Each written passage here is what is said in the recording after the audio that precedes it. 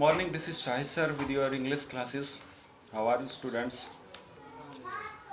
Uh, I hope you will be fine. How are you, beta? Okay. Our chapter is the address, and today we have start from that point where we have left it last time. So let's see.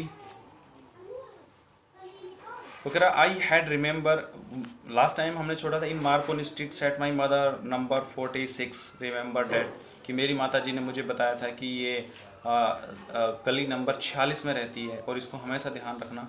तो वहीं से आगे हम start करते हैं। तो वो कह रहा है आई हैड रिमेंबर्ड इट, मैंने उसे याद रखा था। But I had waited a long time to there, पर मैंने इसका बहुत लंबा इंतज़ार किया था। इनिटियली यानी प्रारंभिक में, आरंभ में। आफ्टर द लिबरेशन, आज़ादी के बाद। I was absolutely not interested in all that stored stuff and naturally I was also rather afraid of it. वो कह रहा आज़ादी के प्रारंभिक वर्षों में मैंने इनको पूरी तरह से, मेरा इसमें कोई इंटरेस्ट नहीं था और सच तो ये थी कि मुझे इनसे डर लगता था। Afraid of being confronted with things that had belongs to connection that no longer exist। वो करा उन चीज़ों को सामान्य करना जिनसे वास्तव में उनको डर लगता था और उनको देखना नहीं चाहता था, because they are all related to their mother. That belongs to connection that no longer exist, यानी जो अब जीवित नहीं थी। Which were hidden away in cupboards and boxes and waiting in vain until they were put back in their place again। खास तौर पर वो चीज़ें जो अभी कप बोर्ड हैं, अलमारी हैं, जो अभी उन्हीं स्थानों पर रहने के लिए इंतज़ार कर रही थी, उन सारी चीज़ों का जिनका कनेक्शन मेरी माता जी से था, जो she is not exist there, उन सारी चीज़ों का must be. And one day I noticed, और एक दिन मैंने ये नोटिस किया। I was curious about all the possessions that must still be at that address. I wanted to see them, touch, remember.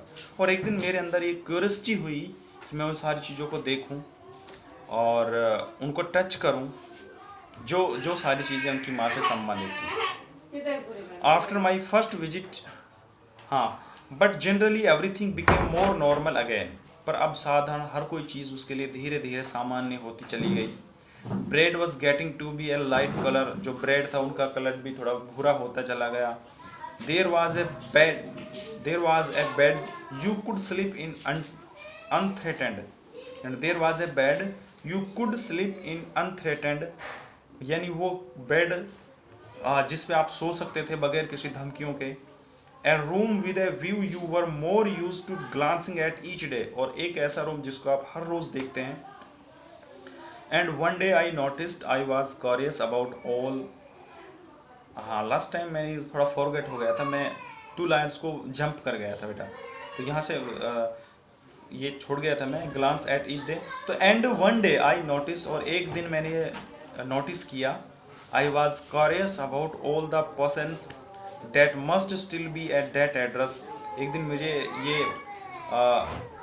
जिज्ञासा मेरे अंदर जागी कि इतने सालों बाद कि मैं उन चीज़ों को जो है टच करूं, देखूं। I wanted to see them and touch, remember। After my first visit in went to Mr. Dorling's house। मेरी जो पहली विजिट थी मिस्टर डॉर्लिंग के घर पर जाने की, वो ख़राब हो गई थी, बेकार चली गई थी, रुइनेड माने बेकार। I decide to try a second time, इसलिए मैंने दोबारा जाने की वहाँ पर निर्णय लिया। Now a girl of about 15 open the door to me, और अब एक लड़की जो लगभग 15 साल की थी उसने मेरे लिए दरवाज़ा खोला। आई आस्क्ड, मैंने पूछा, hair if her mother was at home, क्या आपकी माता जी घर पर हैं? नो, सी सेड, उसने कहा नहीं, my mother is doing an errand, मेरी माता जी किसी काम से गई हुई हैं। No matter, I said I will wait for her, मैंने कहा कोई मैटर नहीं है, मैं उनका यहाँ इंतज़ार कर लूँगी।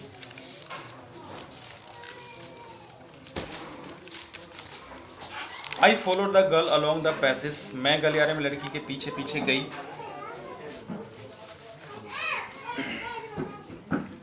N old fashion iron Hanukkah candle holder hung next to Mary, वो कह रहा कि एक पुराने ढंग की यहूदियों के प्रकाश उत्साह वाला लोहे का समाधान, जिसे हम कैंडल बोलते हैं, दर्पण से आगे लटका हुआ था। We never used it because it was much more cumbersome than a single candlestick. हमने इसका कभी इस्तेमाल नहीं किया था क्योंकि ये एकल शमशान से कहीं अधिक थोड़ा टाइट भारी भरकम था। जो कैंडल होती है उससे ये ज़्यादा भारी भरकम था। वॉन्ट यू सिट डाउन, क्या आप बैठेंगी नहीं? आस्क्ड द गर्ल, गर्ल से पूछा क्या आप बैठेंगी नहीं?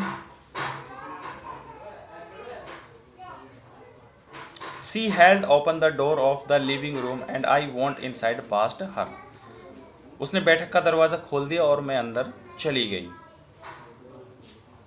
आई found myself in the midst of things, मैंने अपने आप को कुछ चीज़ों के बीच में पाया। I did want to see again, जिनको मैं दोबारा देखना चाहती थी, but which oppressed me in the strange atmosphere, पर वो मुझे एक अजीब सा वातावरण महसूस हो रहा था, थोड़ा दबाव सा हो रहा था मेरे ऊपर। और because of the tasteless way everything was arranged, और जो प्रत्येक जो चीज़ थी जो अरेंज हुई थी वो बिल्कुल तितर बितर थी, उस हिसाब से नहीं थी जैसे वो हमारे घर में हुआ करती थी। Because of the ugly furniture of the mug smell that hung there, क्योंकि वो फर्नीचर इतना अच्छा नहीं था और अजीब सी स्मेल आ रही थी वहाँ पर, गंदी। आई डोंट नो, मैं नहीं जानती थी, but I scarcely dare to look around me, पर मैं अपनी जो नज़र है बड़े साहस जुटाकर चारों तरफ दौड़ा रही थी अपनी नज़र को। The girl move a chair,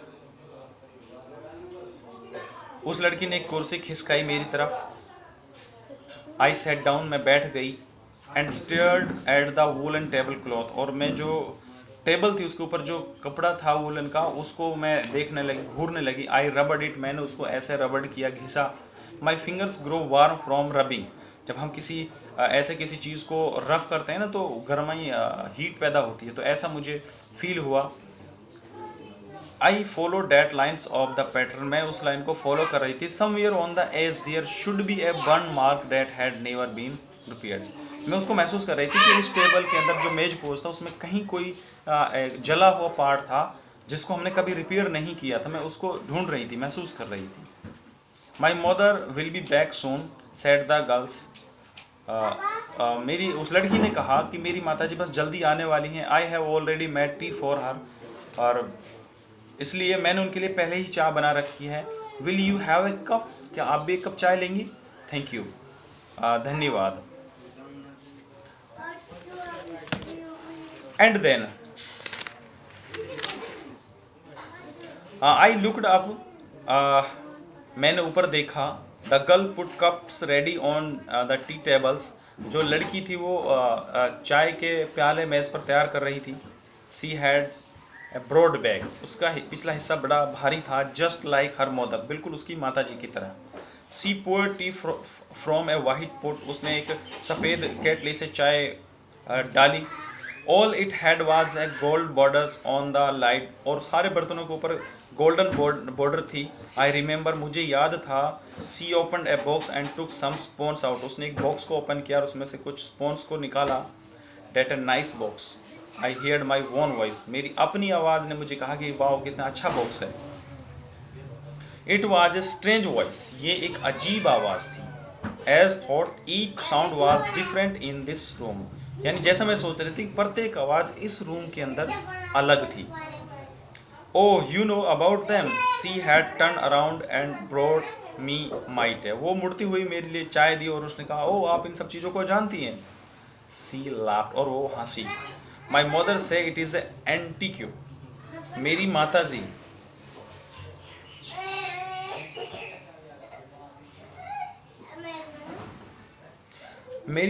ये कहती थी हमेशा कि ये एक पुरानी कलाकृति है। मेरी माता जी, एंटीक्यूट यानी कलाकृति।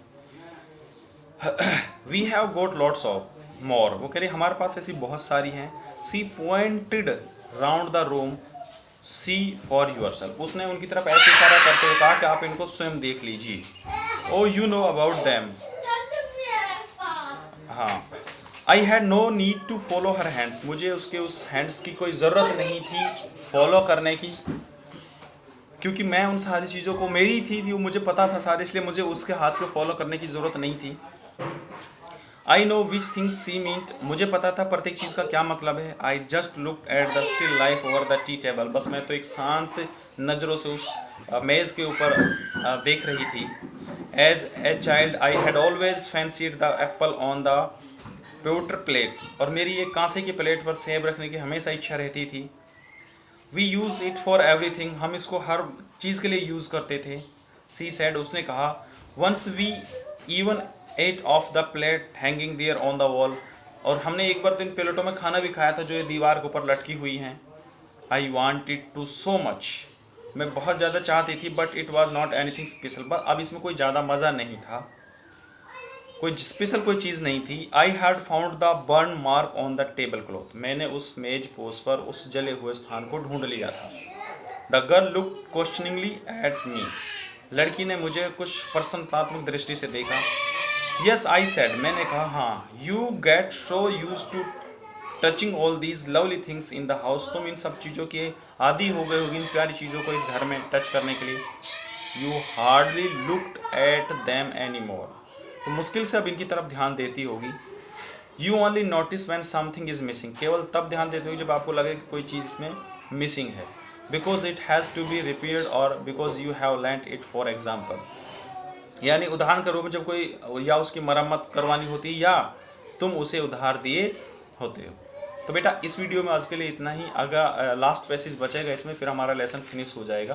तो आज के लिए इतना ही। Thank you for your kind attention.